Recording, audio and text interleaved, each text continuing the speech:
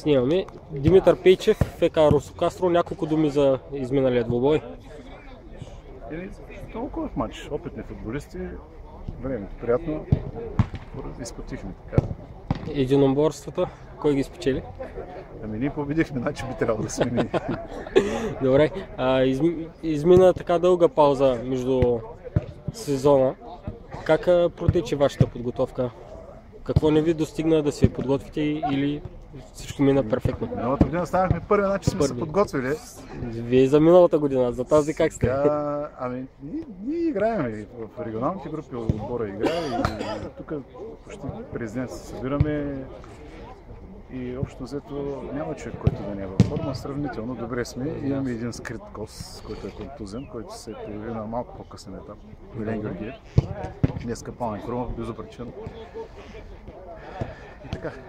Добре. Ами, с оглед отборите, които участват в тази годишното издание на турнира, къде намирате своето място на края на таблицата? Първо място. Винаги говорим първо място, пък каквото стане. Ние излизаме да станем първи.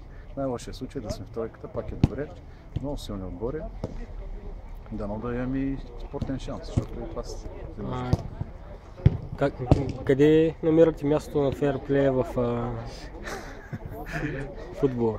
Справяме се с фейрплея. Мисля, че днеска добре, нямахме картони. Предния матч преди нашия имаше доста картони, така че значи сме горе-долу на едно прилично ниво.